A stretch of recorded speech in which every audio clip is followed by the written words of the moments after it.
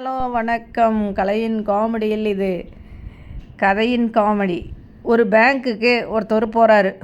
அங்கே நடந்த ஒரு கதை. சார், எக்ஸ்கியூஸ் மீ, ப்ளீஸ் கொஞ்சம் பேனா தர முடியுங்களா? இந்த ஃபார்மை ஃபில்லப் பண்ணிவிட்டு கொடுத்துட்றேன். சார், பார்த்தா படிச்சோராட்டம் இருக்கீங்க, வரும்போது பேனா கொண்டு வர மாட்டிங்களா?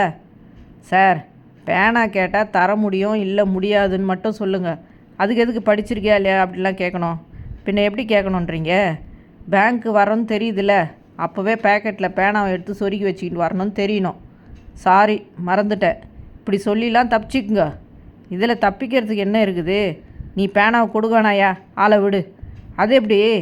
பேனா கேட்கும்போது சார் அப்படின்னு மரியாதையாக கேட்க தெரியுது, முடியாதுன்னு சொன்ன உடனே நீ வா போன்னு மரியாதை குறையுது. ஐயா, நண்பர் சார், போதுங்களா மரியாதை? உங்ககிட்ட தெரியாமல் பேனா கேட்டுட்டேன், விட்டுடுங்க. நான் பக்கத்தில் யாருக்கிட்டாவது வாங்கிக்கிறேன். அப்போவும் ஓசியில் தான் பேனா வாங்கணும்னு தான் நினைக்கிறீங்க.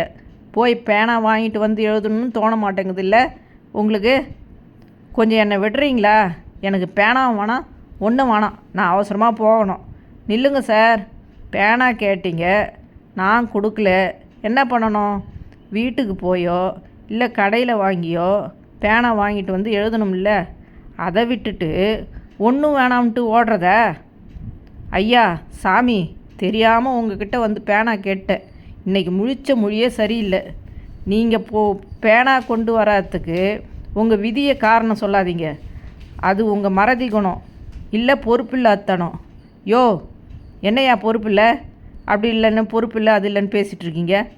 தம்பி, சும்மா துள்ளாதீங்க. உங்கள் வயசு என்ன, என் வயசு என்ன?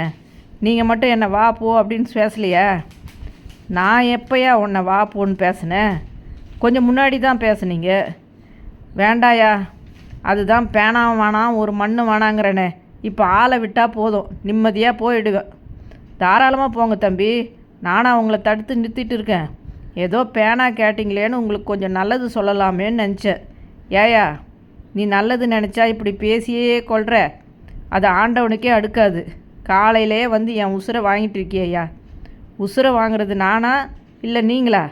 செவனேன்னு எழுதிட்டு இருந்தவங்ககிட்ட வந்து வம்பை வளர்த்துக்கிட்டு இப்போ நான் தான் உங்களை ரொம்ப கொடுமைப்படுத்துகிற மாதிரி பேசுகிறீங்க. ஐயோ ஐயோ, என்னை விடியா, நான் போகிறேன். எனக்கு பேனாவும் வேணாம், ஒரு மண்ணும் வேணாம். அப்போ தான் வேகமாக ஒரு பொண்ணு ஓடி வராங்க. வந்தவங்க பேனா கேட்டவனை தள்ளி விட்டுட்டு எதிரில் இந்த ஆள்கிட்ட போய், ஏங்க, எழுதுறதுக்கு பேனா வாங்கினா திருப்பி கொடுக்க தெரியாதா? நான் மறந்துட்டு கொஞ்சம் தூரம் போயிட்டு இப்போ திருப்பியும் வரேன். அந்த பேனாவுக்காக ஏன் சார் இந்த மாதிரி பண்ணுறீங்க? சட்டென்று அந்த ஆளிடமிருந்து பேனாவை பிடிங்கின்னு ஓட்டாங்க அந்த அம்மா. அவரோட மைண்டு வாய்ஸு எங்கேயாவது தூன்னு சத்தம் கேட்டுச்சுன்னா திரும்பி பார்க்காதீங்க. அது பேனா கடன் கேட்டவனா கூட இருக்கலாம், கண்டுக்காமல் போயிடுங்க.